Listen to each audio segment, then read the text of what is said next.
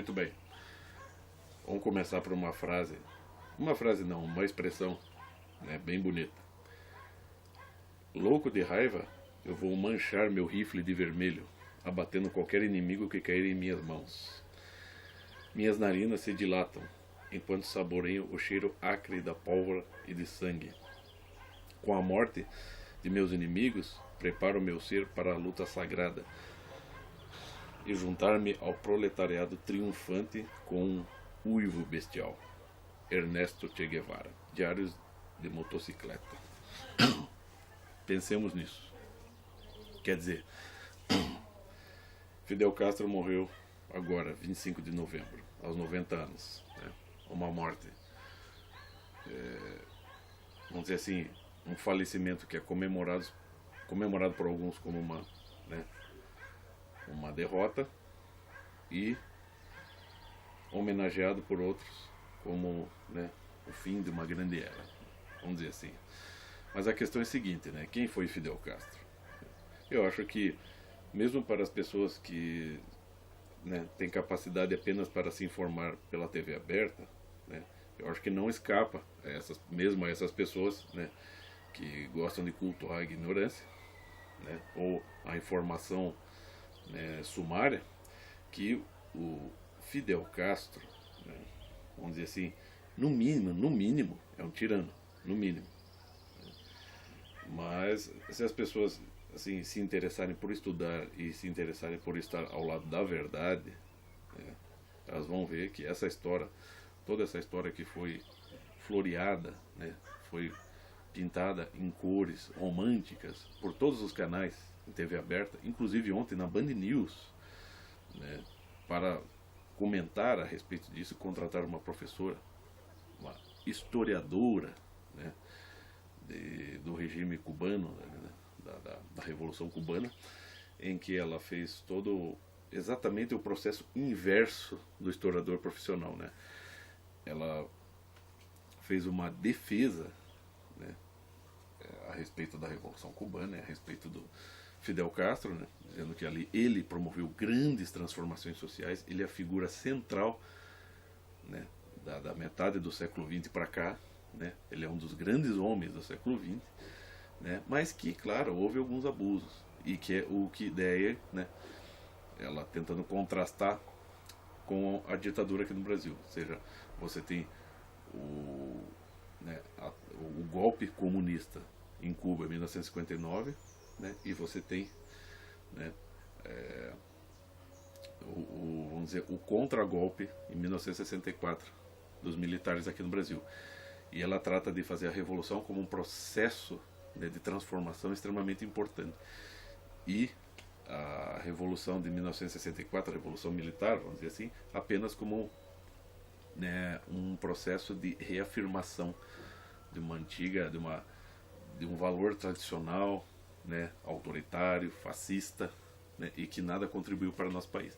Mas daí você vê assim, ela ainda quis fazer críticas. Cubanos que estavam nos Estados Unidos e em Miami estavam comemorando, né, a morte de Fidel Castro como um bem para os seus próprios irmãos, né, porque afinal de contas aquele homem tirano já não pode mais estar, né, ali interferindo com as suas ideias assassinas sobre o povo cubano. Então eles tinham todo o direito de comemorar porque eles sabem o que eles sofreram.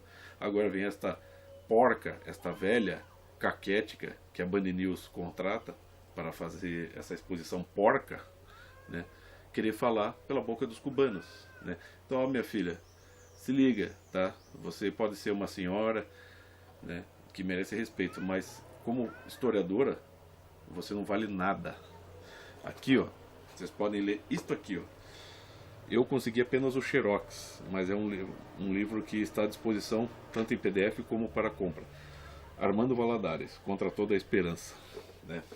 22 anos no Gulag das Américas, as prisões políticas de Fidel Castro. Eu vou ler só a página de apresentação, ok? Só para você ver a educação dele e todo o sofrimento por que ele passou e toda a riqueza dos depoimentos dele. Cuba, sinais do reino de Deus ou do inferno? Miami, 25 de agosto de 2006.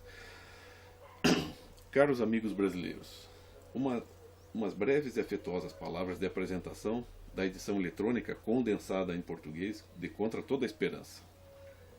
Minhas memórias de mais de 2 décadas de cárcere e torturas contínuas no Gulag castrista, publicadas pela primeira vez em 1985 em espanhol. Como uma atmosfera de amizade e afeto, esta edição eletrônica será difundida gratuitamente por e-mail a todos os interessados.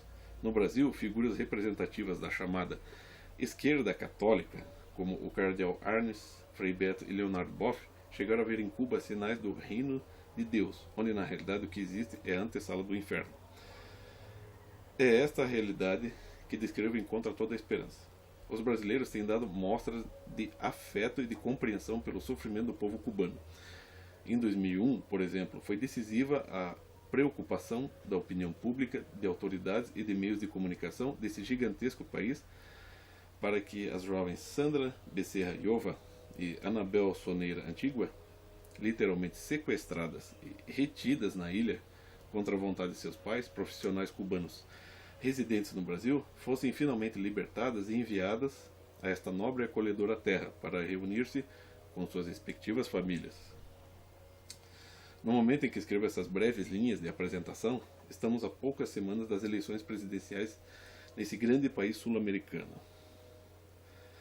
Me atrevo então a pedir a esse povo brasileiro, afetuoso, bondoso e compassivo, que se manifeste ante os candidatos presidenciais solicitando-lhes um compromisso público para que o futuro governo atue com firmeza no campo diplomático e humanitário, de maneira a contribuir para a libertação de 11 milhões de meus irmãos cubanos que na ilha cárcere continuam sequestrados desde há quase 50 anos em sua própria pátria.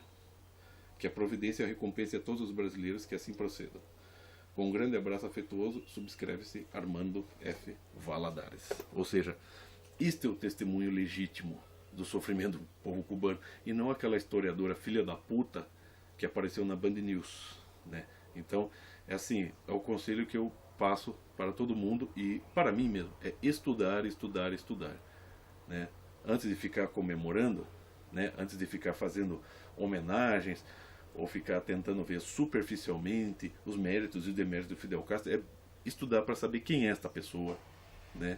O que é o regime revolucionário cubano, o que é o comunismo em Cuba e, sobretudo, né, ouvir os depoimentos dos próprios cubanos, né, aqueles que sofreram e aqueles que se opuseram de maneira corajosa,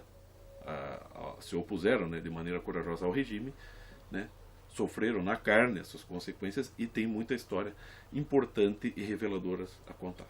É isso aí.